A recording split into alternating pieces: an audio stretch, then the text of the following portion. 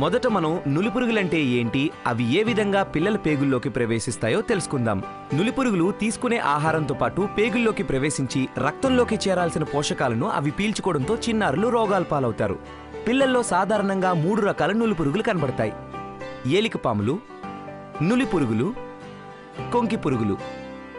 ఈ నులిపురుగులు పరిసరాలను పరిశుభ్రంగా ఉంచుకోకపోవడం వల్ల, బహిరంగ మల విసర్జన చేయటం వల్ల వేగంగా అభివృద్ధి చెందుతాయి. సంక్రమణం ఉన్న పిల్లలు నులిపురుగుల గుడ్లను తమ మలంతో నేలను కలుషితం చేస్తారు.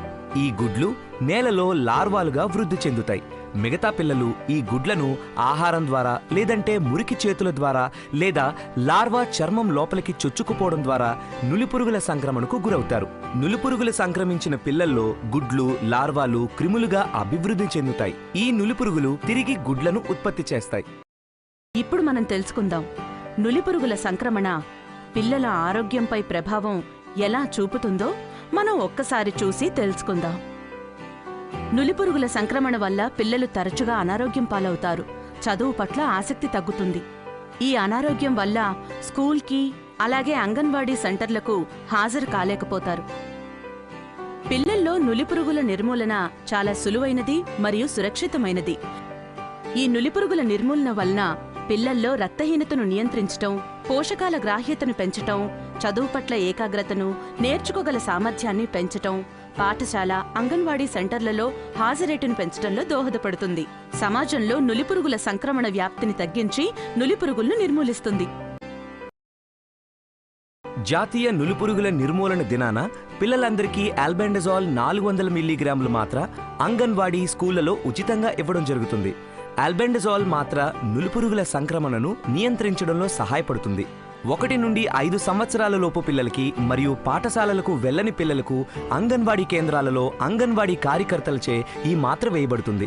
6 నుండి 19 సంవత్సరాల లోపు పిల్లలందరికీ సంబంధిత టీచర్ ద్వారా స్కూల్లో వేయడం జరుగుతుంది. అనారోగ్యం వలన లేదా గైర్హాజరీ వలన నులిపురుగుల నిర్మూలన దినం రోజున మాత్రలు వేసుకునే పిల్లలకు మాత్ర తిరిగి వేయు దినమున మాత్రలు వేయడం జరుగుతుంది. పిల్లల్లో నులిపురుగుల నిర్మూలన చాలా సులువైనది మరియు సురక్షితమైనది.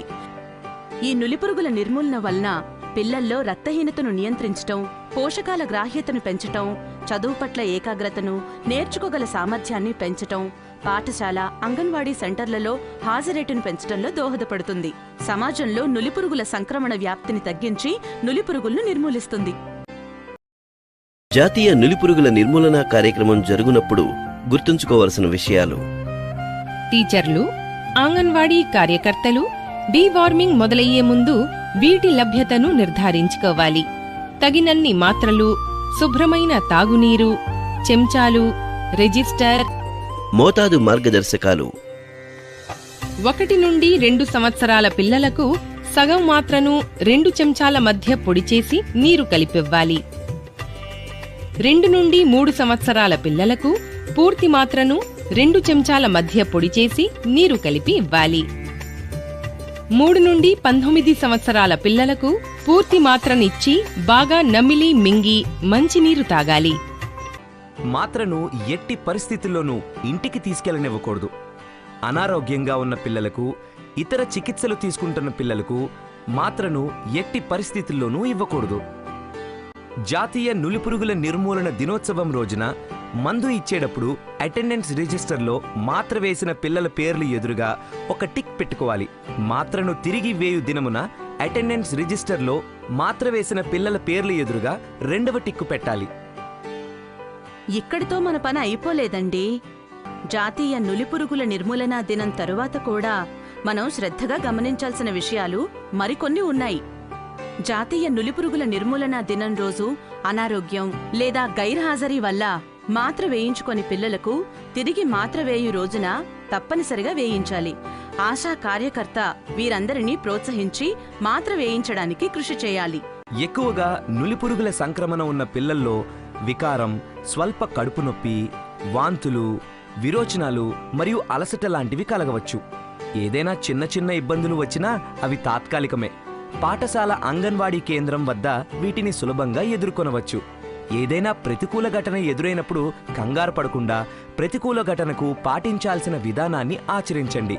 పిల్లలకు బహిరంగ ప్రదేశాలలో నీడలో పడుకోబెట్టి తాగటానికి నీటినివ్వాలి.